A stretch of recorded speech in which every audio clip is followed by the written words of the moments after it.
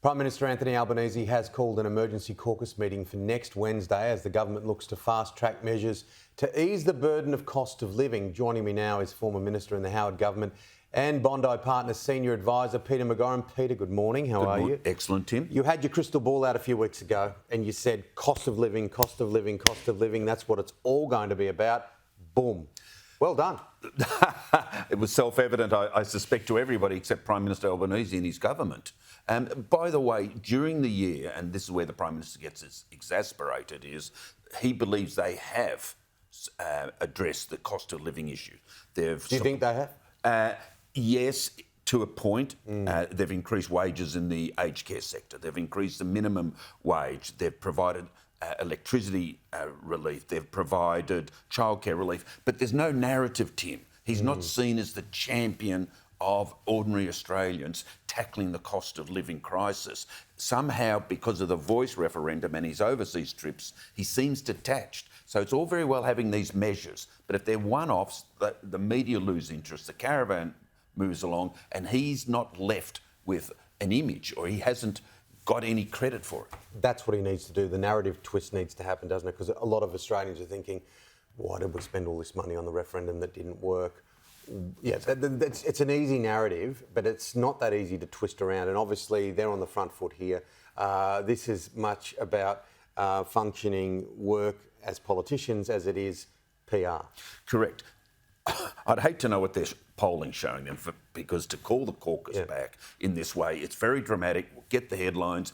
The Prime Minister will come out of that meeting with some commitments. He can't come out and say, well, it was just a talk fest. Mind you, I can already write the script for the opposition along those lines. So it'll be fascinating, but they are clearly fully aware that their political fortunes are deteriorating.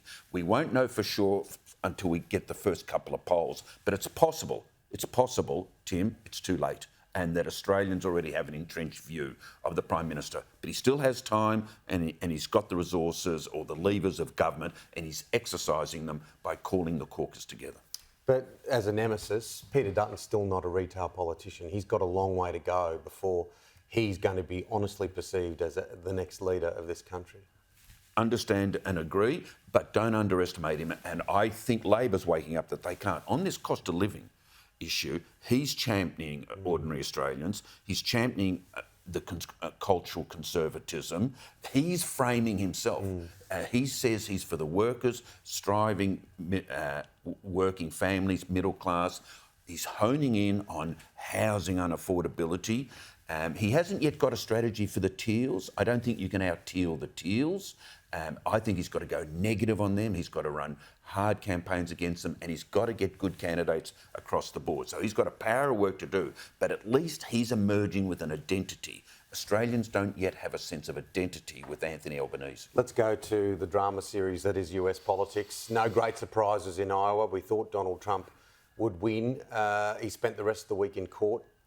Yes, and that was only a civil defamation case, Tim. He's still got the 4 criminal trials with a combined 93 charges. Now, will he get through 93 charges? Can anybody beat 93 criminal charges? Well, he might, because they're juries, and people on juries, you only need one to find in his favour. So that's the risk on the horizon, and that's why Ron DeSantis and Nikki Haley, if she can, and I doubt if she can, will stay in the race in case Donald Trump is barred because of a criminal conviction. Otherwise, Donald Trump will be the Republican nominee. There's nothing more certain. And an article this morning saying that Donald Trump could be Joe Biden's best chance.